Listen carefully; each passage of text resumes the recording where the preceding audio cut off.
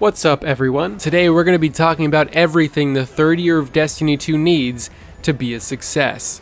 The last year of the annual pass and Forsaken has been a wild ride, and looking back I'd argue it was well worth the price if you're a fan of the series.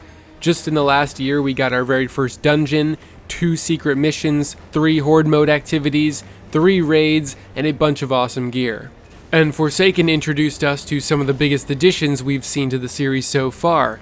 Things like collections, titles, triumphs, in-game grimoire cards, now mainly known as lore books, our very first armor set with bonuses, and so many more experiments and ideas.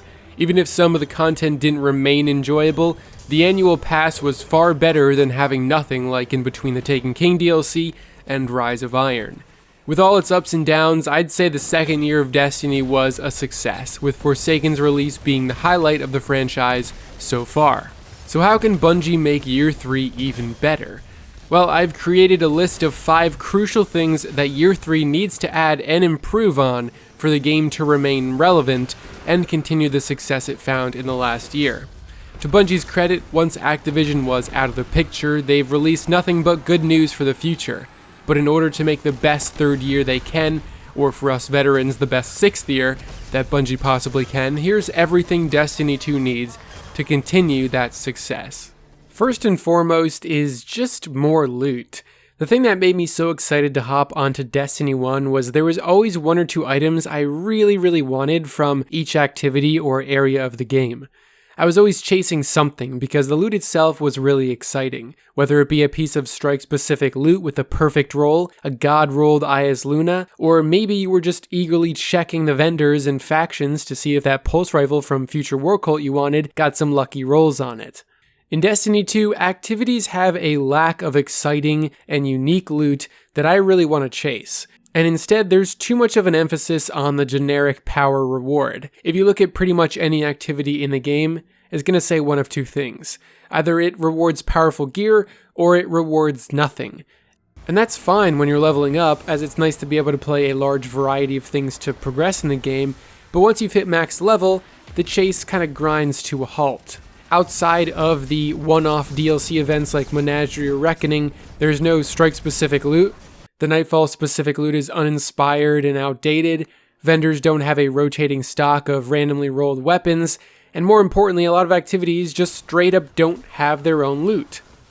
It blew my mind when the Shattered Throne dungeon released, the 3-man raid activity, which is essentially what it was at launch, had no armor or weapons that were exclusive to the activity and couldn't be obtained in the rest of the Dreaming City. Not a single armor set or legendary weapon that was unique to the dungeon, meaning there was no reason to replay what I would consider one of the best pieces of content ever added to the series. No reason to regrind it for what could have been a Taken armor set, Taken weapons, maybe a Hive Wizard armor set or a Hive Knight armor set.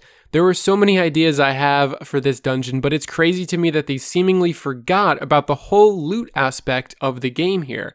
Same goes for Blind Well, an activity that also has no Blind Well specific loot to chase. Imagine if every secret mission like 0 Hour and Whisper had their own armor sets for each character, with the possibility of enhanced perks or unique perks created for that activity, alongside a set of weapons that you could grind for random rolls on. Now imagine if those armor pieces and weapons were themed around those activities. That's what Destiny 2 is missing at its core. There's too much of a focus on power and raising your level, and not enough focus on the actual rewards and the loot that players want to chase. Now, to the game's credit, there's a lot of stuff to chase, just not enough of it is actual weapons and armor that people play for. There's a lot of triumphs, collectibles, lore, titles and badges, emblems. There's a lot of emblems. Cosmetics, you name it, but not as much unique gear, which in my opinion is the most meaningful loot in the game. It's the whole reason this is called a looter shooter after all. There's like 1,500 weapons and armor pieces in the game, yet we only have 3 vendors that sell weapons, one of which you have to do the raid to get them, and that's it. Destiny 2 would benefit so much from taking old weapons, updating them for Year 3 and having them on display through different factions and vendors, and actually taking some time to introduce really creative armor and weapons into various activities that don't have anything to grind for. There needs to be something that separates the average legendary from a Nightfall weapon or a Blind Well weapon, a 0-hour weapon, or a dungeon weapon. Maybe special perks that provide bonuses you can't get anywhere else, or a completely unique look that's themed after a specific race or boss that makes the gun look a lot more alien and ancient. You know what I mean? Spice up the loot that's outside of the one-off DLC activities, cause the rest of the game needs some love. The second thing on this list has to do with depth, customization, player freedom, and variety. I'll start with the most obvious one, subclasses. If the subclasses were to be opened up like how they were in the first game, this would allow for an almost infinite number of different playstyles and builds. Making subclass perks confined to blocks means that everyone is limited to the same options and doesn't allow players to get as creative with their abilities. Having an open subclass would allow Bungie to add in more creative perks that maybe wouldn't make sense in their own subclass block, but could be awesome on their own. But variety isn't only needed in subclasses, it's also needed in weapons and armor. It seems like we're finally getting the system many of us wanted with Armor 2.0, and from what Bungie has said, this is basically the separation of power and fashion, allowing players to have the freedom to keep their power independent of their looks so they can be fashionable without sacrificing the good perks. And that's fantastic, but they need to take it a step further. If armor customization is going to be more meaningful, this means we should also see the same for weapons. Masterworks are a cool idea and should be expanded upon. Let me upgrade the Masterwork via shooting things in the face or gaining XP, but also let me fast track the process with cores if I want. Masterworking an object should expand its perk trees, allowing for multiple customization options and extra perks to be unlocked in a single column, so that I can pick and choose how I want my gun to perform in various activities. This was a really great addition with augmented research frames introduced in Black Armory, and I hope they somehow tie this into Masterwork weapons in the future.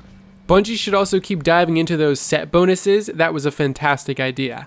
Give us a Pinnacle PvE set that gives us special bonuses in raids or in Nightfalls if we're wearing all of the armor. Year 3 absolutely needs to see the perk pool for weapons and armor expanded so that we have fresh new ways to approach gameplay. 1-2 Punch is a perfect example of the kind of perks I want to see more of.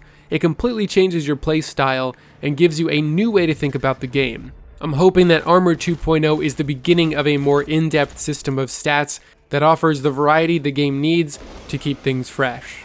Next on my list is more Pinnacle achievements, more rare items, more challenges, and more ways to show off achievements. This one might not sound as important if you play Destiny 2 casually, but this is something the game is missing in my opinion. We've started to finally dive back into some of this stuff with Forsaken and Season of Opulence, but we're still a ways away from where the game should be at. The game needs more Pinnacle achievements that are actually worth a damn. Things like solo Shattered Throne, solo it without dying, completing a final raid boss with 2 or 3 people, speedrunning strikes or nightfalls in X amount of time, scoring in strikes and nightfalls, more challenges like those. Nightfall scoring had potential to be meaningful, but the major flaw was just lack of incentive to actually get a high score. There's nothing special about getting a high score besides the score on the emblem, which albeit is a cool way to show off, but there's no reason to go for that high score otherwise. It doesn't give you a chance at an ultra rare item, at least not one that you would want to show off. I've talked before about how the Nightfall loot in Destiny 2 is uninspired, none of it is actually themed around the bosses, and none of them have any special perks that have any relation to the actual strike or the enemies you're fighting. It very much looks like a bunch of weapons Bungie took from the gunsmith, tossed them in strikes, and called it a day. There's very little reason to go above and beyond in Destiny 2 because there's no high tier rewards and there's a lack of ways to show off your achievements. Not only should there be emblems for 3-manning a raid or solo 0 hour and all that stuff, but you should also be able to pin those types of achievements so that when someone inspects you or hovers over your nameplate, they can see those types of feats. You could make them all in the form of triumphs that are actually worth points and allow players to pin a triumph to their profile. But just as important as the achievements themselves are the rewards. There should be these ultra rare items throughout the game that come from really difficult challenges that shouldn't always be obvious. They could range from a really cool themed cosmetic, to an animated emblem, to a unique masterwork weapon with a perk that's never been seen before, to legendary armor that's themed after a certain race, or really unique legendary weapons that come from historic figures in the lore. There just needs to be super rare items in different parts of the game that bring back that mystery and that surprise and that reward for doing very challenging things. It would be cool to have more stuff like Whisper, but on a smaller scale. Maybe adding some secrets into the daily heroic story missions, or into adventures, or into strikes. There's a bit of a lack of mystery in a lot of activities that doesn't really push you to explore or uncover anything, and we're definitely missing some super rare mystery items and some really hard challenges that could be implemented into a lot of different areas of the game. It would just be cool to have more of those things that you can show off and make people ask, wow, that's sick, where did you get that? As opposed to every single quest and secret being laid out in really clear steps for everyone to follow. I think exotic faction class items are a great example of this. There's no bounty or quest that tells you to get to rank 25 with a faction, but the quest drops for those who do, and it rewards those who play a lot and invest a lot of time. It's this surprise thing that just happens when you reach rank 25 and you're like, I got this brand new quest, what is this thing, this is awesome. Which is this really unique piece of loot that also can be used with another exotic. It was really cool. I just really hope Destiny 2 adds more of that stuff that rewards players who play a lot and invest a lot of time into things that isn't just openly accessible to everyone who jumps in for a day of casual play. I also think the general difficulty of the game needs an increase. Things like strike bosses are pathetic. They can be killed in seconds by a single blueberry who barely knows what they're doing. I felt like Destiny 1 has a really good risk versus reward feeling when it comes to PvE, where a lot of the times, because of the level of the enemies and the modifiers enabled, the enemies are actually able to compete in terms of how deadly they are. And if you're playing recklessly, you can easily get shut down. I think a lot of this comes from the burns in Destiny 1. The Arc, Void, and Solar burns are a lot more serious than the Arc, Void, and Solar singes we have now in Destiny 2. A burn was a 300% increased damage on that element, as opposed to the 25% increase that a singe gives. In Destiny 2, you don't really have to care what singe is on, because the enemy doing an extra 25% damage is nothing compared to an extra 300%. Combined with modifiers like Berserk and Heroic, D1 strikes retained a level of fun and challenge that just doesn't exist in Destiny 2. Sure, you could still melt bosses, but the overall strike difficulty made you have to think at least somewhat. And if they want to make this more of a challenge, they should probably consider going back to tiers of difficulty, so that the free-to-play players that are joining in September and low-level Guardians aren't sharing the same experience as a max-level, fully maxed out player. Like, a normal strike playlist that has no modifiers and lower power, and a heroic strike playlist that has a bunch of modifiers and is really tough. Just an idea. I think that ultimately having both difficult content and pinnacle achievements that very few people end up conquering are super important for the longevity of the game. Leaderboards for things like speedrunning and scoring would be awesome too. And one thing I wanted to mention in regards to Triumph score is I would love the ability to display your score on your profile, and when someone hovers over your nameplate, they can see your total Triumph score. Just as important as the last few points is having an in-game LFG system. It's not a new idea by any means, and as we move closer to the MMORPG version of the game, there has to be a way to group up with players for specific activities inside of the game, no exceptions. Matchmaking is nice, but it's nowhere near as helpful as something like Xbox's built-in LFG system. When the system launched, I thought it was pretty stupid. I mean, who's gonna use this LFG feature on console? But I've used the system countless times since Destiny 2 released, and it proved how important a system like this is in a game like Destiny 2. And once the game expands, when its free-to-play version launches and Stadia version launches, there's going to be an entirely new flood of people on a variety of platforms who are going to have no idea how to approach certain activities that don't have matchmaking, and this will likely result in turning a lot of players off from the game. Implementing more social components that allow players to connect in the world without having to leave the game would be a huge win. And the final thing I think the game, and more specifically Bungie, needs to do is pay more attention to PvP. Destiny 2 could use a variety of new Crucible game modes that range from party modes like Laser Tag and Scorched to more competitive but unique modes like Rift, Oddball, or Infection type stuff. They definitely need to make Crucible updates a priority going forward, and continue to innovate and spice up Crucible, because I think it's about time PvP got some love.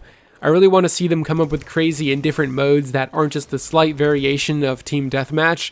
It feels like nearly every game mode that's existed in Destiny 2 has either been a TDM variant or a control variant. The only real exception to that is Countdown, and maybe Breakthrough, but we don't talk about that one. An updated ranking system for competitive would be nice, some actual new playlist would be awesome.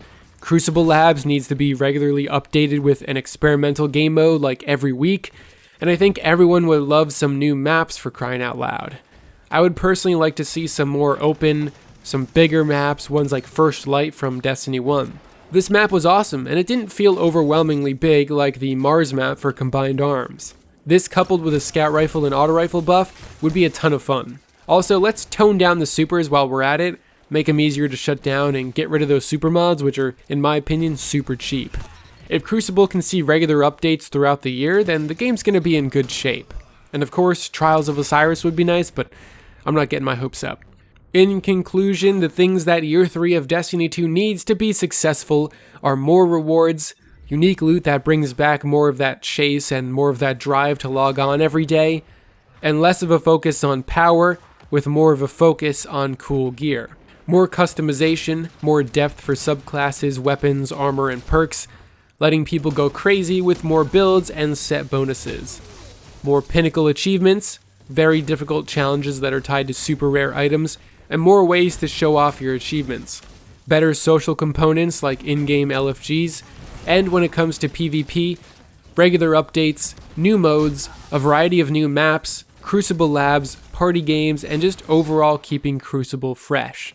While the last year was fun and full of new stuff to do, it's clear the first annual pass failed at delivering new experiences for strikes and PvP, arguably two core parts of the game.